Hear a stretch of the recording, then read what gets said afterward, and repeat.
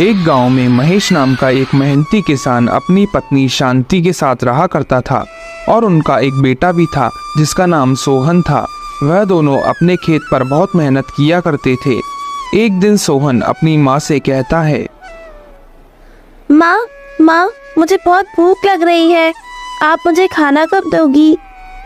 हाँ बेटा, तुम अपने पिता को बुला लाओ, वह भी बहुत देर से काम कर रहे हैं, हम उन्हीं के साथ खाना खाएंगे। और सोहन अपने पिता को बुलाने चला जाता है। पिताजी, चलिए अब खाना खाने का समय हो गया है, माँ भी आपको बुला रही है। ठीक है सोहन, मेरा भी अब काम खत्म हो गया है, चलो अब खाना खाने चलते हैं। और वह दोनों वहां से खाना खाने चले जाते हैं। शांति, इस बार हमने बीज बोने में बहुत मेहनत की है, बस इस बार अच्छी बारिश हो जाए तो हमारा सारा कर्जा चूक जाए। तुम चिंता मत करो, इस बार भगवान की दया से अच्छी बारिश होगी।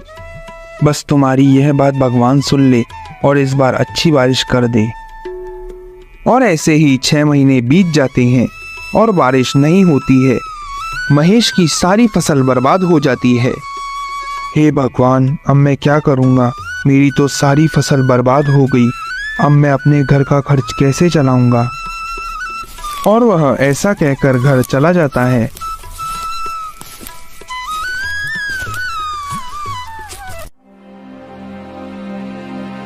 शांति, हमारी सारी फसल बर्बाद हो गई है, अब हम क्या करें? कोई बात नहीं, आप भगवान पर भरोसा तो रखिए, वह हमारी जरूर सुनेंगे।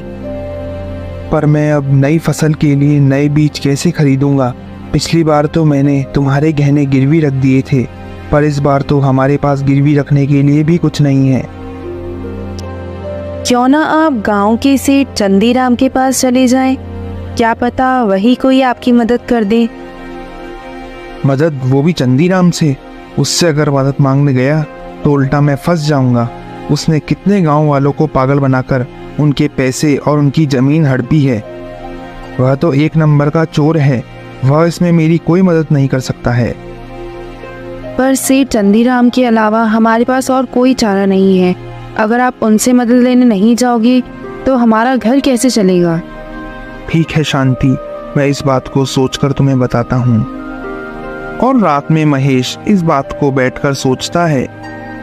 मुझे मालूम है चंदीराम एक नंबर का बेईमान इंसान है, पर शांति भी ठीक कह रही है।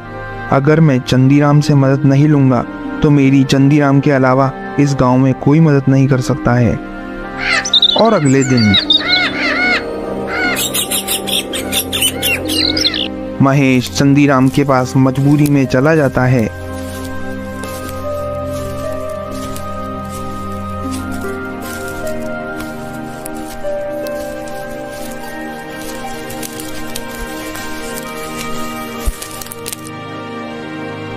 आओ भाई महेश, आज सुबह सुबह क्या काम पड़ गया? सेठ जी, क्या आप मुझे कुछ पैसे उधार दे सकते हैं? मुझे खेती के लिए नए बीज खरीदने हैं। हाँ भाई महेश, हम इसी काम के लिए ही तो बैठे हैं। हमारा काम ही है तुम्हारे जैसे जरूरतमंदों की मदद करना। और सेठ चंदीराम की बात सुनकर महेश मन ही मन सोचता है, जरूरतमंद की मदद करने के लिए या जरूरतमंद का फायदा उठाने के लिए तुम यहाँ लोग बैठे हो? क्या हुआ महेश भाई, तुम क्या सोचने लग गए हो? बेझिझक पैसे मांग लो, बताओ तुम्हें कितने पैसों की जरूरत है? सेठ जी, मुझे 10,000 रुपये की जरूरत है, आप मुझे कृपया करके 10,000 रुपये दे दीजिए। ठीक है भाई महेश, मैं तुम्हें 10,000 रुपये दे दूंगा, पर तुम्हें मालूम है ना 3% ब्याज हर महीने लूँगा। बताओ मंजूर है? हाँ मालिक, मुझे आपकी सारी शर्तें मंजूर है, बस आप मुझे 10,000 रुपये दे दीजिए। और महेश वहाँ से पैसे लेकर चला जाता है।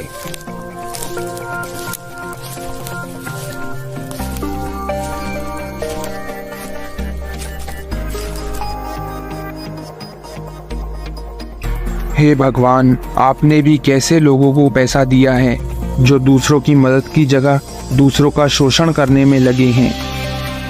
और महेश अपने खेत में नई फसल कुछ समय में अच्छी बारिश भी हो जाती है। महेश की फसल भी पककर तैयार हो जाती है। देख रही हो शांति, हमारी फसल कितनी बढ़िया हुई है। ये सब तुम्हारी वजह से हो पाया है। अगर तुम मुझे उस समय हौसला नहीं देती तो यह आज इतनी हरी भरी नहीं होती।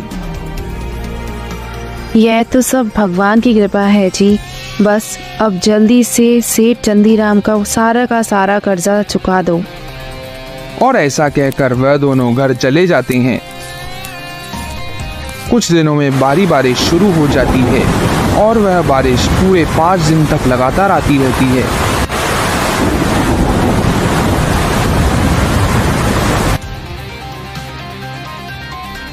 हे भगवान, अब ये क्या हो रहा है? जब बारिश की जरूरत थी तब बारिश नहीं आ रही थी और अब इतनी आ रही है कि रुकने का नाम ही नहीं ले रही है। पता नहीं मेरी फसल का क्या हुआ होगा, वह किस हाल में होगी अभी। आप चिंता मत कीजिए, यह बारिश जल्द ही रुक जाएगी। आप बस भगवान पर भरोसा रखिए। और शांति मन ही मन कहती है, मुझे मालूम है हमारी फसल पूरी बर्बाद हो चुकी होगी इस बारिश के कारण, लेकिन अभी हाल फिलहाल तो इन्हें हौसला देना जरूरी है। और कुछ दिन में बारिश रुक जाती है। महेश अपनी फसल देखने चला जाता है। अपनी फसल देखकर महेश बोलता है, हे भगवान, ये मेरे साथ क्या हो गया? अब मैं सेठ चंदीराम का कर्ज कैसे चुका पाऊंगा? अब वह मेरी इस जमीन को भी अपने कब्जे में ले लेगा।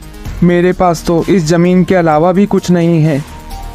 अगर उसने मेरी यह जमीन अपने कब्जे में ले ली तो मेरा घर बार सब बिक जाएगा। ऐसे ही कुछ दिन बीत जाते हैं। महेश बहुत ज्यादा बीमार पड़ जाता है। अब हमारा घर कैसे चलेगा शांति? अब मैं क्या करूं? अब तो मैं बीमार और हो गया। आप एक काम कीजिए, अभी आप आराम कीजिए। मैं चंदीराम सेठ के पास जाके आती हूँ और उन्हें अपनी हालत के बारे में बताती हूँ। क्या पता हमारी ये हालत देखकर वो हमारी कुछ मदद कर दे। नहीं शांति, अब वह हमारी मदद बिल्कुल नहीं करेगा, बल्कि वह तुम्हें अपना कर्जा चुकाने के लिए कहेगा। पर शांति महेश की बात एक नहीं सुनती और वह सेठ चंदीराम के पास चली जाती है। सेठ जी, आप तो जानते ही हैं हमारी खेती इस बारिश के कारण बहुत बर्बाद हो गई है इस साल, और इनकी भी तबीयत बहुत खराब है। क्या आप हमारी कुछ मदद कर सकते हैं? नहीं शांति, मैं तुम्हारी इसमें कोई मदद नहीं कर सकता। मैंने तुम्हें पहले ही पैसे उधार दे रखे हैं, वह तो तुमने अभी तक चुकाया नहीं है और तुम अभी नया कर्जा मांगने आ गई। और चंदीराम मन ही मन सोचता है, मुझे लगता है इसे मेरे खराब आलू बेचने के लिए कहना चाहिए। वैसे भी वह आलू अब मेरे कुछ काम के नहीं हैं। चलो इसको दे देता हूँ, जिससे यह मेरा पीछा छोड़ देगी और मैं उन सड़े आलू से ही मुनाफा कमा लूँगा। ठीक है शांति, मैं तुम्हें 10 किलो आलू दे रहा हूँ। तुम इसे गांव में बेच दो और जो मुनाफा होगा उसका 40% तुम अपने पास रख लेना और 60% मुझे दे देना। तुम्हारी भी मदद इसमें हो जाएगी। धन्यवाद चंदीराम जी, आपने इतने दुख के समय हमारा साथ दिया। हम आपका ये एहसान कभी नहीं भूलेंगे। शांति चंदीराम की बात मान लेती है और वह आलू को घर ले आती है। शांति महेश को चंदीराम की सारी बात बता देती है। हे भगवान, तुम ये क्या ले आई हो? सेठ चंदीराम ने तुम्हें ये खराब आलू दे दिए हैं और उसने इन खराब आलूओं से भी मुनाफा कमाने का सोचा है।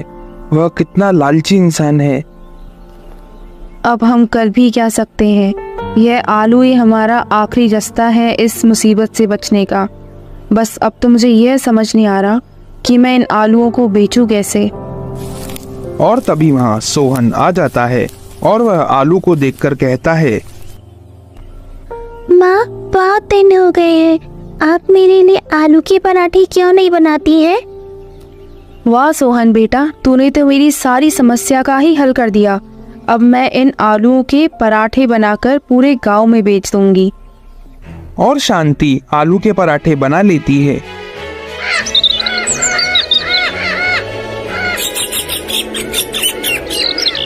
और वह उसे गांव में बेचने लगती है।